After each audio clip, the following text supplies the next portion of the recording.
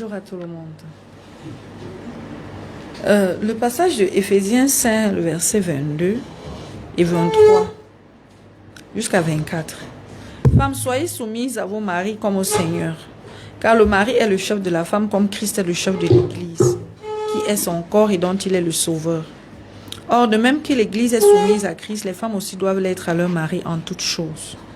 Lorsqu'on évoque ce passage, le plus souvent, la femme a tendance à rabattre ce qui vient après.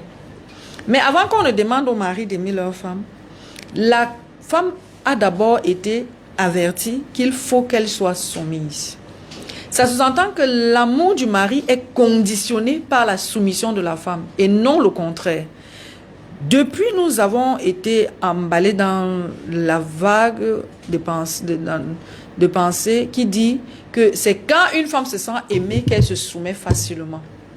Alors que c'est le contraire. Quand l'homme décide d'épouser une femme, tout ce qu'il attend d'elle, c'est le service, le respect, la soumission et l'honneur. L'honneur même prime avant tout. Parce que si tu n'honores pas quelqu'un, tu ne peux pas le respecter. Si tu ne respectes pas quelqu'un, tu ne peux pas le servir. Et maintenant, te soumettre à la personne, c'est que tu acceptes de te dévouer totalement à la personne. C'est quand l'homme voit ça qu'il est, il est ouvert. Et quand il s'ouvre, il se donne et il donne. Et toute toute femme sait dans son esprit que tant qu'on ne lui donne pas, elle ne se sent pas privilégiée, elle ne se sent pas aimée. Et c'est pour ça qu'elle réclame ça. Et tu vas voir, ma chérie, laisse-moi te dire sincèrement, aucune femme, sauf si tu es vraiment l'exception de la règle, mais la femme est purement matérialiste. Son amour ne se manifeste que lorsqu'elle reçoit. Et c'est à tort. Dieu ne nous a pas conçus comme ça. Regarde, même Dieu, pour voir notre amour envers lui, il nous ordonne, il nous commande. C'est pas qu'il nous donne les choses pour que nous l'aimons. Ça ne se fait pas. Dieu ne nous donne pas les choses avant que nous l'aimons. Quoique lorsque Dieu nous fait un petit cadeau, le plus souvent on est heureux, on est content, on se jubile, on danse. Mais ce n'est que de courte durée parce que ce que Dieu veut faire, ce sont des choses éternelles. Le foyer, ce n'est pas pour un jour. Le foyer, ce n'est pas pour un mois. Le foyer, ce n'est pas pour un temps. Le foyer, c'est pour toujours. Le plus souvent, on dit jusqu'à ce que la mort nous sépare. Le plan de Dieu, c'est pour que ça arrive jusqu'à l'éternité. Mais à peine on a commencé ensemble, la femme commence à exiger les choses qu'elle a besoin. Elle commence à montrer que tant qu'on ne fait pas ci, tant qu'on ne la récompense pas, elle ne peut pas jouer le rôle pour lequel elle a été appelée. Et c'est à tort. Comment? Je te prends pour que tu me fasses du bien. Ça, c'est ça le mariage. Hein? La femme n'a pas compris que le mariage... C'est pour ça que quand une femme se rend compte que c'est ça, elle dit que le mariage, c'est une arnaque pour la femme. Comment?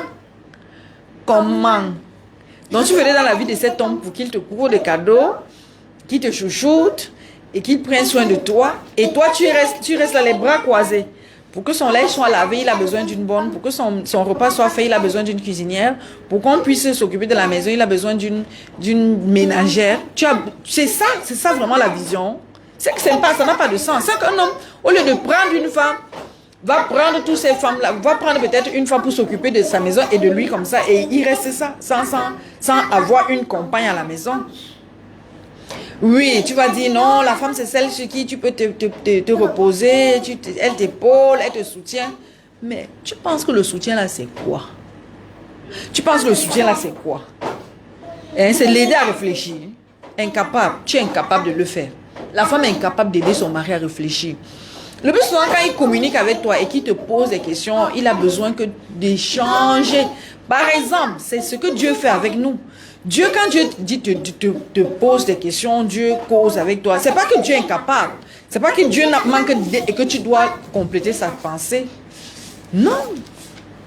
Dieu a besoin des gens qui vont le représenter. Dieu cherche une personne qui va le représenter. Et pour cela, il faudra que Dieu soit sûr, que tu sois capable d'exécuter tout ce qu'il te demande.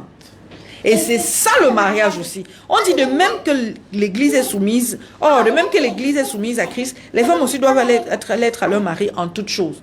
Pour que Dieu se déploie, il a besoin des personnes qui l'écoutent. Les personnes qui l'obéissent, les personnes qui sont soumises totalement et complètement à lui. Les personnes qui ne vivent plus pour elles-mêmes, mais qui vivent pour lui, Dieu.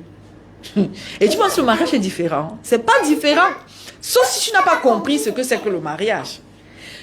L'ennemi a donné son courant de pensée. Il a amené les gens à vivre d'une certaine manière. Le monde entier est sous la puissance du malin. C'est-à-dire le malin a possédé les gens. On ne vit pas la ruse, on ne vit pas la manipulation, on ne vit pas les jongleries, la tricherie. Le monde vit uniquement par ça. Et ce n'est pas le mariage qui a été épargné. Le mariage a été injecté.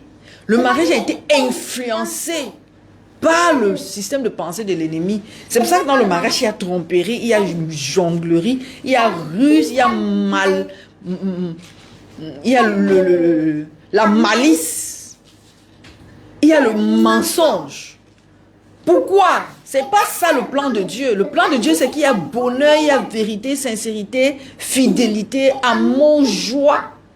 Et la femme de dire, et si un homme, on ne met pas cette ambiance, alors si l'homme ne commence pas, alors me montrer ça. Comment tu prends soin de lui dès le départ? Quelles sont tes attentes? Tu vas voir que tu n'attends pas de lui quelqu'un qui est bien, quelqu'un que je viens mettre bien. Tu n'as pas ça. Quand tu viens, c'est toi qui dois être bien. C'est que tu attends de lui d'abord qu'il doit rentrer à l'heure. Il ne doit pas rester tard dehors. Il a une façon qu'il doit te parler. Il a une façon dont il doit se comporter envers toi pour montrer qu'il est avec toi à fond.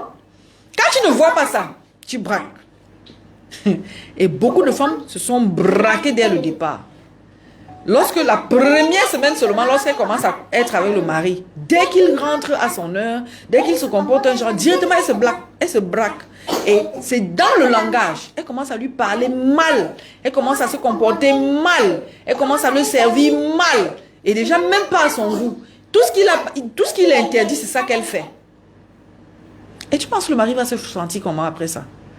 Il va se comporter comment après ça, lorsque tu lui présentes cette face-là? Et un homme est averti. Quand tu montres une face, il capte la face là, c'est ça qu'il reçoit. Bon, beaucoup de femmes vont dire, oh, il n'était pas comme ça au début. Non, quand il venait vers toi, il a déversé son cœur. Il a montré son amour, il a montré qui il est. C'est pour ça que tu l'embrasses, tu as accepté parce que tu as vu quelque chose de particulier. Et maintenant, quand il vient dans le foyer, c'est ce qu'il t'a montré là que tu dois aussi en retour présenter. Pas que comme il t'a choyé, tu croyais que, oh, comme il m'a choyé là, c'est comme ça maintenant qu'il doit faire tous les jours de sa vie. Non, il t'a montré comment est-ce que tu dois te comporter envers lui. Et c'est ça que tu dois faire tous les jours. Malheureusement, le serpent est là pour inspirer la femme. Tout le temps, il te dit non, il ne doit pas faire comme il a fait là. Ce qu'il est en train de dire là, c'est pas ça. Le serpent est allé jusqu'à dire à Ève, est-ce que Dieu a-t-il réellement dit? Ça veut dire, Dieu a dit des choses, elle reçoit, elle conçoit et elle sait que la parole de Dieu est immuable, la parole de Dieu est incontestable. Maintenant, le diable vient s'aimer le doute. Ma chérie, tout le doute que tu as dans ton esprit par rapport à l'amour de ton mari, là, tu penses qu'il met ça? Tu penses que tu pouvais être avec lui si tu ne voyais pas qu'il t'aime? Est-ce qu'une femme va épouser un homme qu'elle ne voit, un homme qu'elle ne voit pas qu'il aime? S'il faut dire ça comme ça. Tu ne peux pas. C'est parce que tu as vu que cet homme, il est prêt à me supporter. Il est disposé à m'aimer que tu l'embrasses. Le plus souvent, il dit, non, moi, je ne ressentais même pas. Je ne voulais pas. Bon, j'ai accepté aussi parce que, bon, il m'a montré cette face-là. C'est toi qui as tout gâté. C'est toi qui as tout chamboulé parce que tu avais déjà des attentes. Et tes attentes n'ont jamais été comblées. Parce qu'il n'est pas fait pour ça. Il a une mission à remplir. Il a une mission à accomplir. Et maintenant, pendant son parcours, il a besoin que de tranquillité. De tranquillité, de paix, d'attention, de calme. Quelqu'un qui se soucie de lui, de sa personne, pour qu'il accomplisse ces missions-là. Voilà le mariage. Le mariage, c'est pas quand on est parti te prendre en famille avec tous les cérémonies, avec tout ce qui s'est passé. On arrive et on commence à te mettre sur un trône et on se prosterne devant toi. Voilà ce que tu attends. Tu vas dire que non, c'est exagéré. Mais c'est ça au fond. Et quand le mari voit ça, tu le déconnectes de sa vision. Tu le déconnectes de sa mission. Et quand il est déconnecté, il ne peut plus rien faire. Voilà pourquoi on a beaucoup d'hommes qui sont frustrés, qui sont confus et qui sont stables. Parfois, il s'arrête totalement, il ne fait plus rien. Il va dire, oh, moi je voulais un homme. Je veux un homme qui parle, je veux un homme qui fait ceci. Quand tu déconnectes un homme de sa mission et qu'il se concentre sur toi, tu penses qu'il peut devenir quoi? Il ne peut plus rien accomplir parce que ce qu'il doit accomplir demande de la force. Ça demande du courage, ça demande de la concentration, ça demande de la focalisation. S'il n'est pas focalisé et qu'il commence à se soucier de ce que tu ressens, et la femme est très, très concentrée sur ça. Elle veut à tout prix que l'homme soit attentionné. Cette attention-là, c'est pas qu'il doit regarder de temps en temps. Non, c'est qu'il doit se déconnecter de tout et qu'elle soit la priorité. C'est parce qu'on fait la publicité par rapport à ça, que tu dois être la priorité de cet homme. Il est là. Sa priorité, c'est sa mission. Sa priorité, c'est sa vision. Sa priorité, c'est ce pourquoi Dieu l'a appelé sur la terre. Et toi, tu vas dire, Dieu m'a appelé sur la terre, fait quoi? À t'occuper d'un homme. Ça a l'air bizarre, n'est-ce pas? Mais c'est ça ta mission.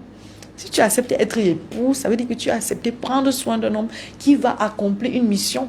Toi, tu jouiras du fruit de cette mission. Oui, tu as une mission, ça c'est clair, c'est évident. Mais ta première mission auprès d'un homme, c'est ça. Si tu as une grande vision à accomplir, rassure-toi d'abord que la mission d'épouse que Dieu t'a donnée, tu es en train de la remplir. Tu es en train d'accomplir ta mission, tu es en train de faire exactement ce que Dieu attend de toi auprès de cet homme. Et effectivement, tu dois avoir une mission. Il y a des entreprises que tu dois créer, il y a des choses que tu dois faire. Tu as des enfants à élever, tu as des personnes encadrées, tu as des choses à faire. Mais ça n'empiète en rien ton rôle d'épouse auprès de ton époux, qui est celui de le soutenir, le chérir, le nourrir, prendre soin. Et la femme a oublié ça. À peine tu as commencé à faire ça, parce qu'instinctivement, elle est dans le foyer, commence à faire ça. Elle attend la récompense. La récompense, c'est quoi? C'est toute l'attention du mari qui se déconnecte. Et qui nous a dit ça? Ce n'est pas l'ennemi. Est-ce qu'on doit encore écouter la voix du serpent? On ne doit pas écouter la voix du serpent. C'est pour ça que le Seigneur nous amène maintenant à nous déconnecter du serpent. Déconnecte-toi du système de pensée du monde. Tout ce que tu connais du monde là, déconnecte-toi de ça. Commence à chercher comment est-ce que le Seigneur demande de me soumettre. Qu'est-ce qu'il faut faire dans la soumission? Qu'est-ce que je dois faire? Tout ton sujet de méditation, ça doit être ça. Ta pensée doit tourner autour de ça. Plus tu penses à ça, plus tu vas t'améliorer. Je t'assure, le Saint-Esprit va t'inspirer. Plus ton cœur sera ouvert. Plus tu seras disposé à comprendre ce que le monsieur attend de toi. Ce qu'il veut de toi. C'est dans les reproches, c'est dans les instructions, c'est dans les ordres, c'est dans les commandements du mari que tu te retrouveras facilement. Parce qu'il ne peut ne pas te parler. Tu vas commettre des erreurs, tu vas faire des choses, tu vas être parfois vide d'esprit, ton esprit sera évasif, il te ramène. Est-ce que tu sais que quand on te parle un peu avec autorité là, c'est pour te réveiller. Et puis sinon tu as voyagé, tu es là mais tu n'es pas là.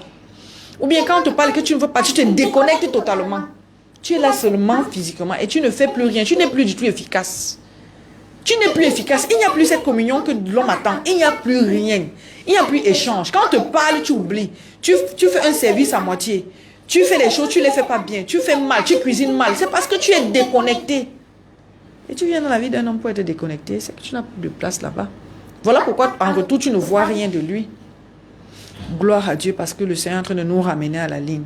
Le Seigneur est en train de nous ramener à faire ce pourquoi nous sommes appelés à faire. Alléluia. Et n'oublie pas, 1 Corinthiens 11, le verset 9 dit, on va lire parce que on ne va pas cesser de le dire. Et l'homme n'a pas été créé à cause de la femme, mais la femme a été créée à cause de l'homme. Retiens ça.